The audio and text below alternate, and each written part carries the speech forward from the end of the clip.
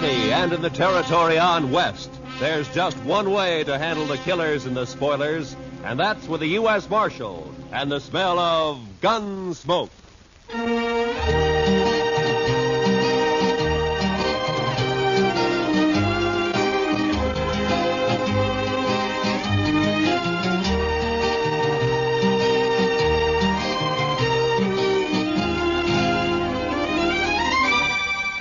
Gunsmoke, starring William Conrad. The story of the violence that moved west with young America. The story of a man who moved with it. Matt Dillon, United States Marshal.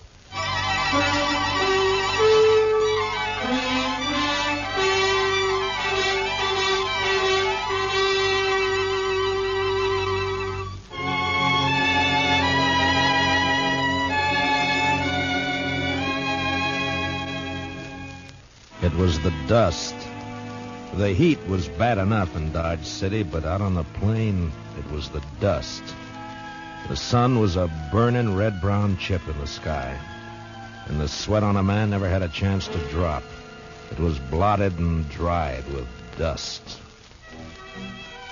Doc, Chester, and I had ridden to old man Gore's place 10 miles out. He'd had some trouble with one of the hands. Fella had gone loco with liquor and had been shooting up the cattle. We found him, stripped naked nearby on his haunches, crying, drunk over a parched water hole. Doc had got him to bed and fixed him up some. And now we were heading back for Dodge. Darn horse. Seems he's just bound to stomp all the dust in Kansas in my eyes. Maybe the marshal will buy you a camel, Chester. This keeps up, we'll all buy camels. I remember the time back in Waco when I was just Doc, a small... Chester, boy. You see something ahead on the side of the trail there? Yeah, maybe. It looks like some poor calf strayed off and dropped. I don't think so. It looks like a man. Come on.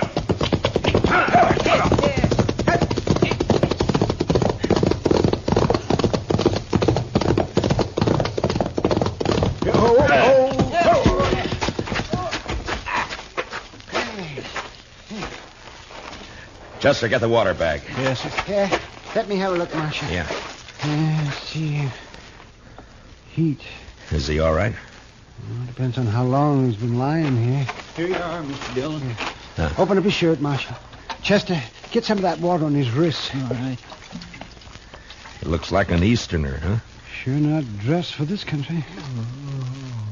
Oh, no, that's better. That's better.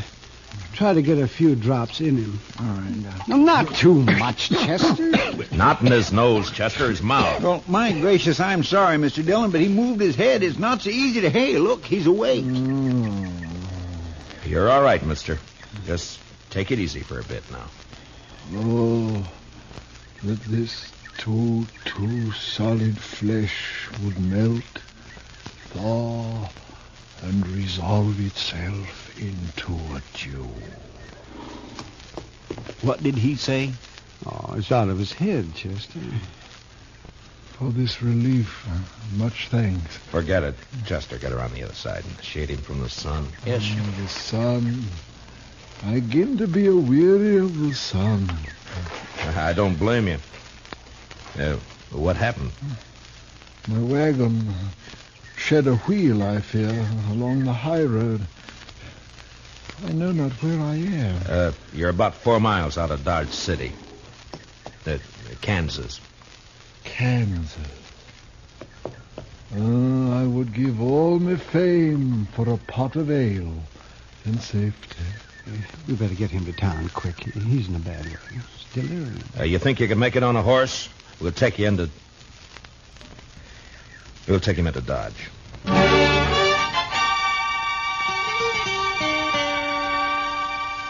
And he passed out again. We tied him across Doc's horse. Doc and I doubled up, and Chester rode behind. The stranger was a tall, skinny man with a face like a friendly mule.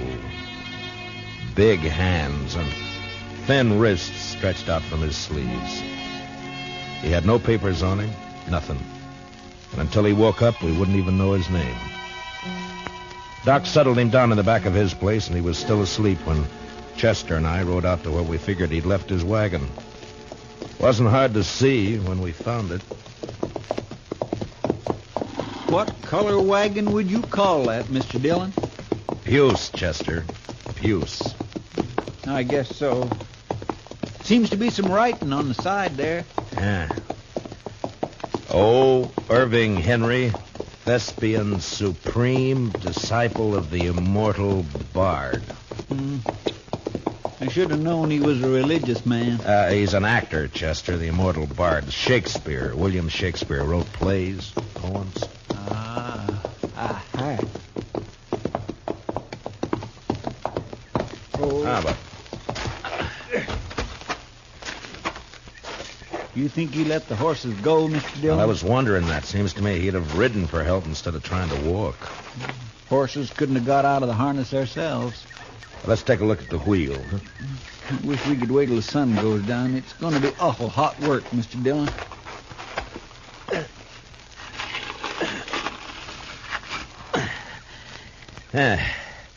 It's not too bad. The pin fell out. Must be another in the box at the back. Take a look, will you, Chester? Yes, sir. I'll prop the wheel up here. Now. Mr. Dillon, Yeah, can't you find it? will you come here a minute? What's the matter?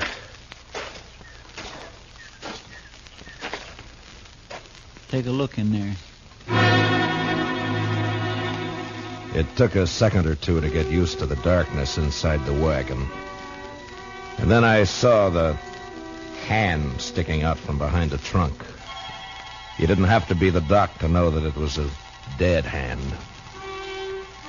The body was of a man about 40. He was dirty.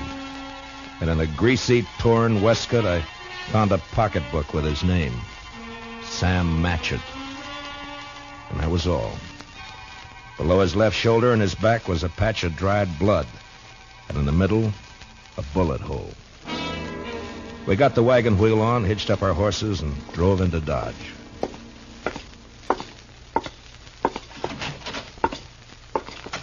Doc? Oh, that's you, Marshal. Yeah. Yeah, be right out. All right.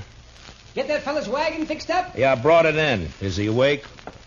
Oh, I haven't looked in the last half hour. I was making coffee. You want some? No, thanks. Oh, it's a funny thing about coffee. When it's hot weather like this, drink it scalded and it makes you feel cooler outside. Look, Doc, I got to see that fellow. I want to ask him a couple of questions. Oh, that's so? I found a dead man in the back of his wagon. You don't say. You better take a look. Chester's bringing him in the side. Oh, sure. You want to go on back? Yeah, thanks, Doc.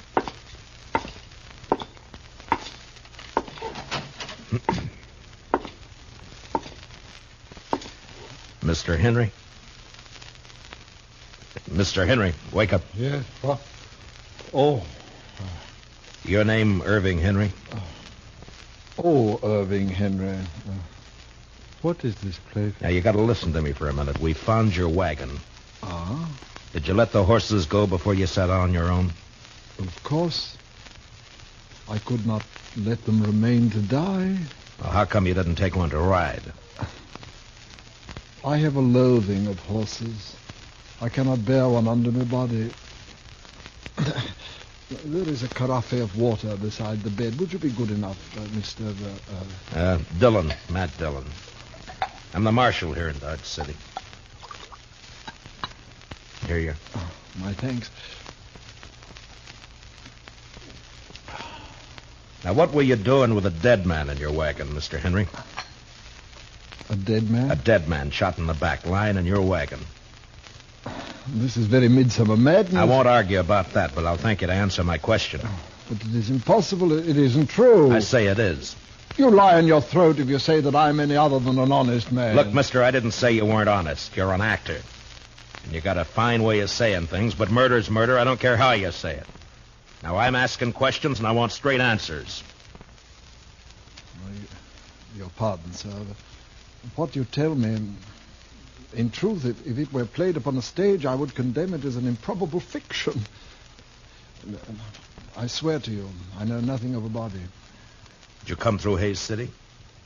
Yes. Do you know a man there called Sam Matchett? No.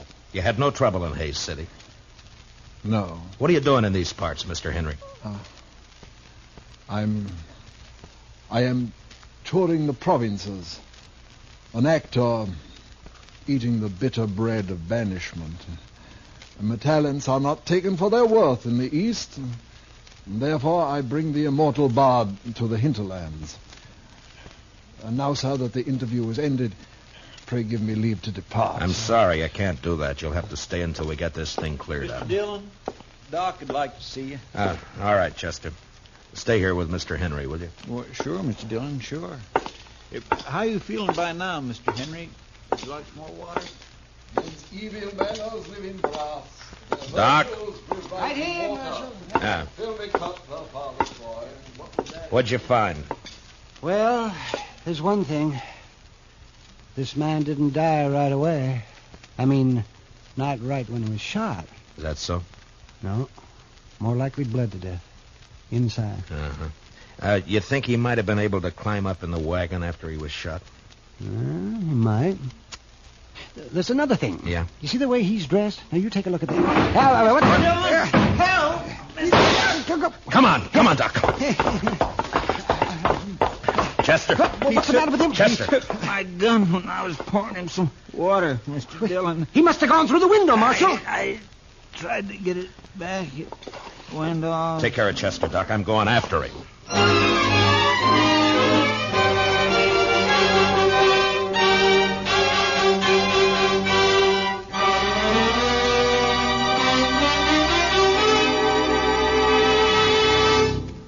We will return for the second act of Gunsmoke in just a moment. But first, do you know how old the school building in your community is? If it's over 25 years old, the chances are that it's woefully inadequate to the present demands on it. Certainly thousands of schools all over America are unable to meet the needs of a greatly increased enrollment. And all our school children will suffer unless all of us work actively to improve conditions. Join with the groups in your community working for better school conditions. Remember, better schools build a stronger America. Now, the second act of Gunsmoke.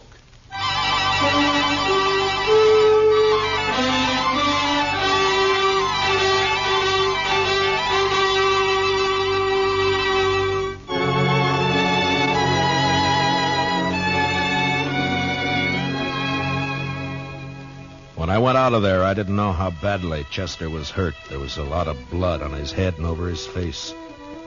It was nearly dark outside, and the street was empty. It was supper time. I could see the women through the windows getting food ready. The kids were inside, too. Sure looked peaceful. But with Henry out with a gun, well, that wasn't a good thing to have running around loose in Dodge.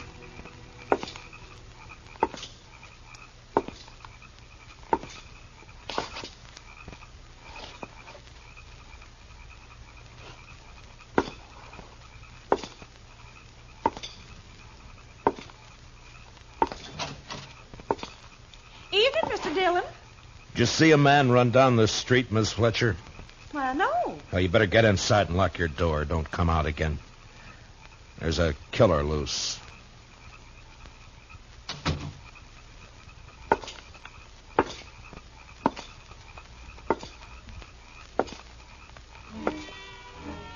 I walked the length of the street, listening, waiting. And when I got to the end, there was nothing. He hadn't taken a horse, I'd have heard that. And in a way, I was sorry, because if he'd tried to hide and dodge, there'd be no way to get out of shooting that wouldn't get women and kids hurt. A breeze came up and swirls of dust flew around, and then settled as the air became still and hot again. I went back to Doc's place.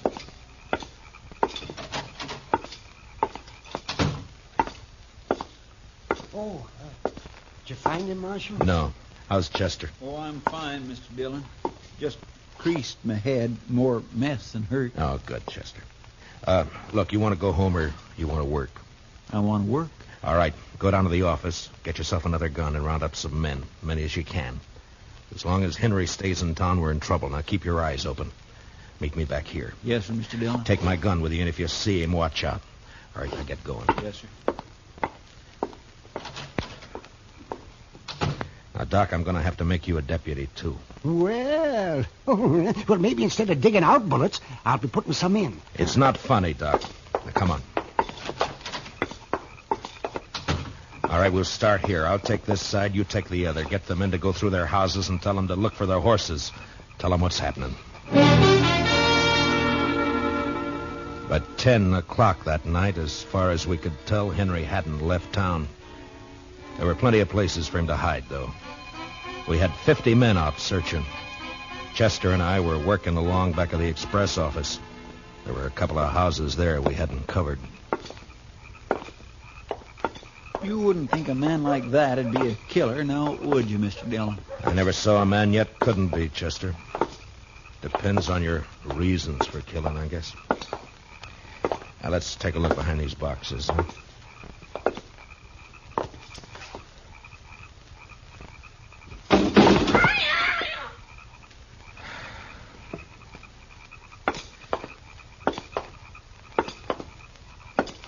You think he could have got this far? Yeah, he might. A lot of back streets to sneak around in the dark. That's Miss Cullen's place there, isn't it? Yes, sir. Looks like she's still awake. Light burning back there. Yeah.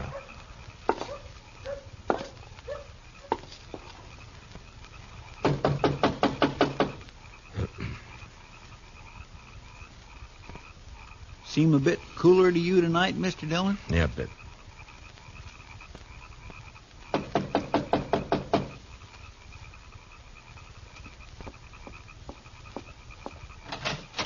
Oh, evening, Miss Cullen. I'm sorry to get you up, but we're looking for a man, a stranger around. He's tall, thin. You seen anyone about tonight? No. No, I haven't. Oh? How's the kids? Oh, they're fine. Thank you, Mr. Dillon. Fine. Uh-huh. Well, you keep the place locked tight, Miss Cullen. Don't let anybody in tonight unless you know who it is. All right. Good night, Mr. Dillon. Good night, ma'am. Well, now that's strange. She didn't even say hello to me, and I know her better than you do, Mr. Dillon. Chester, round up the others. Get them over here. I don't know why she... He's in there with her. I think he's got the kids in the sleeping room. Oh. Sent her out to get rid of us. Now, I'm going to try and get in. Don't do anything when you come back. Just put the men around the house. Yes, sir.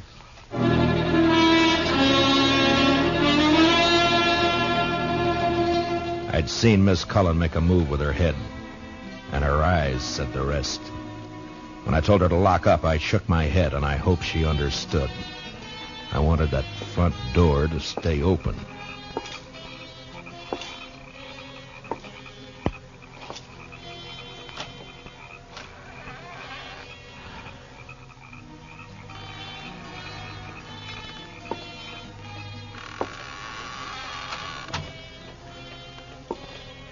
Keep my promise as soon as I can. He was in there, all right. I could hear him. I wanted him alive, but I wasn't going to risk hurt to Miss Cullen or the kids getting him. Please. I did what you asked. Don't hurt the children, please. They will never know this night. And in the morning, when they're awake. What's that?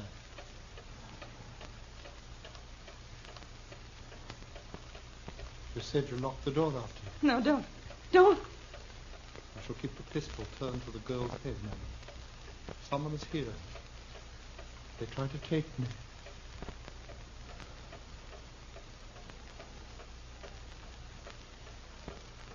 Who is it? Who?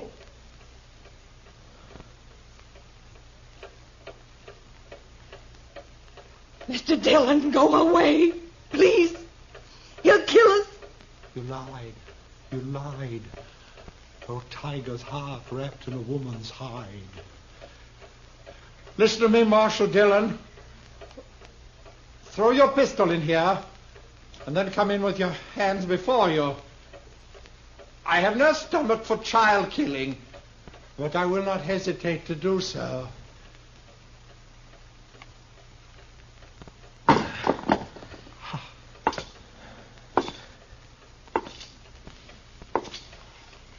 Now give me the gun, Henry. No, You won't be able to get out of this. I must. There is living to be done. You know that fancy talk isn't going to help either. Now, why don't you climb down? What happened to Matchett? Nothing happened to Match. Why'd you kill him? I didn't. In 5 minutes or less, there'll be 50 men or more around here. Now, what are you going to do? I don't know. If you didn't kill Matchett, you'll get a chance. I'll see to that. There's no use going on this way. Give me the gun. I cannot. It is my prop of salvation. No gun is salvation to anybody. Put it down. You must tell the men to go away, Marshal Dillon. I'll have to take one of these children with me for my protection. No! Shed a tear for me, madam. I have the greater need. You do a lot of talking, mister. I'd like to see you turn the gun away from that kid's head. That'd take more than talk, wouldn't it, though? I have no skill with such a weapon. Why should I match with you? I want to live. You're going about it the wrong way. The smallest worm will turn, being trod upon. Meaning? You gave me no choice when you brought me here. Would have been better to have left me lying in the dust. You don't understand. You don't know. Well, why don't you tell me? What good would it do? It depends.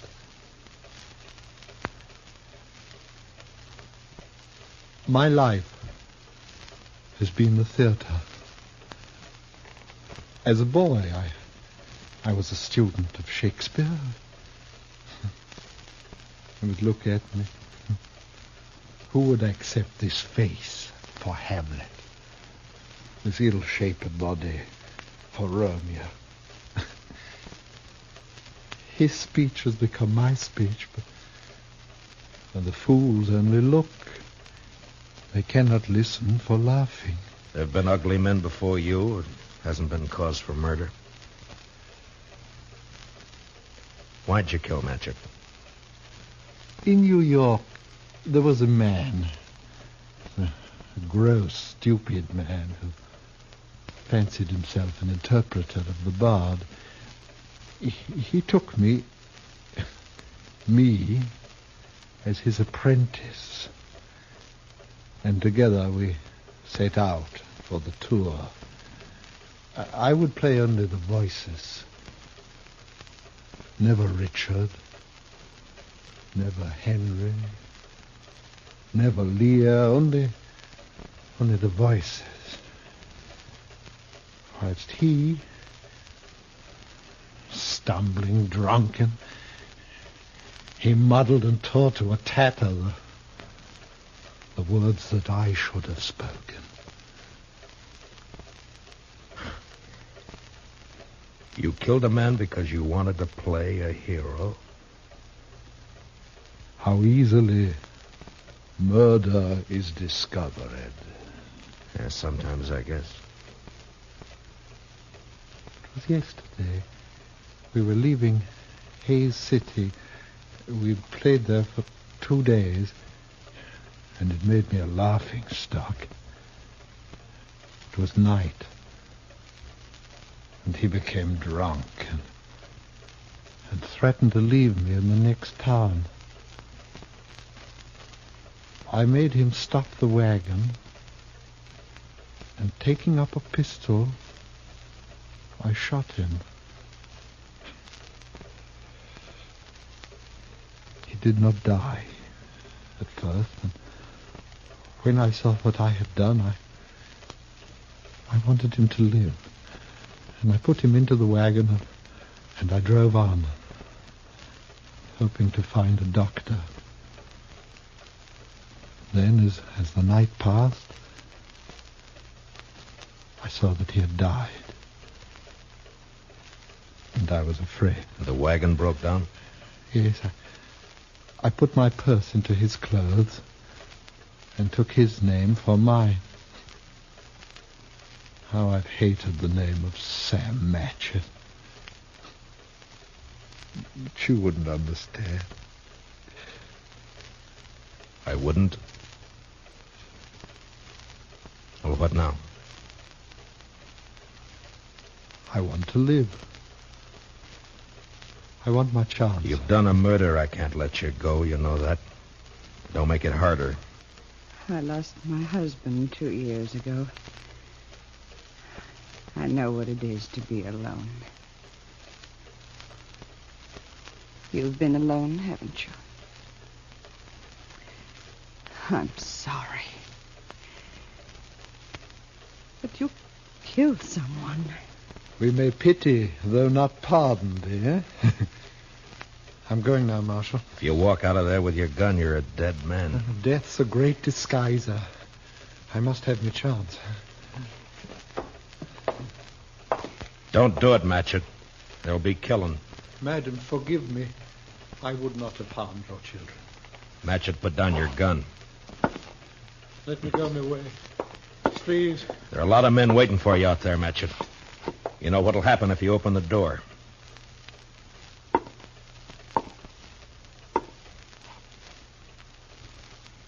Don't do it, Matchett.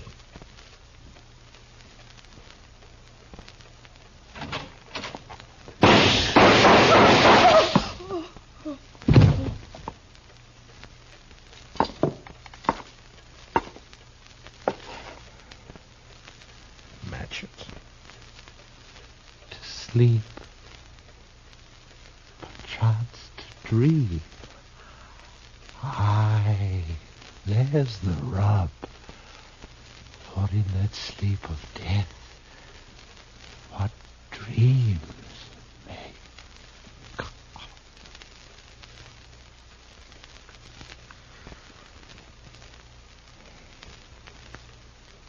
Matchett.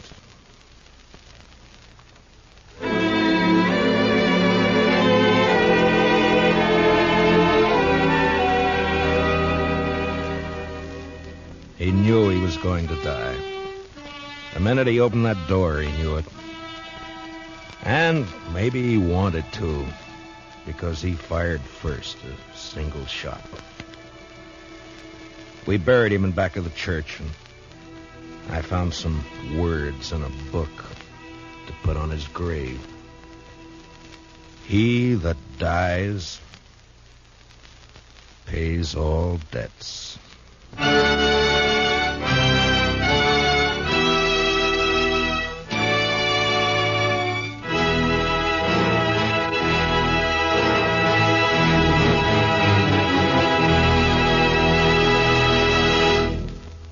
Gunsmoke, under the direction of Norman Macdonald, stars William Conrad as Matt Dillon, U.S. Marshal. Tonight's story was specially written for Gunsmoke by Anthony Ellis, with music composed and conducted by Rex Corey.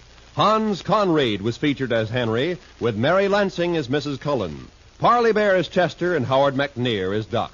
Join us again next week as Matt Dillon, U.S. Marshal, fights to bring law and order out of the wild violence of the West in Gunsmoke.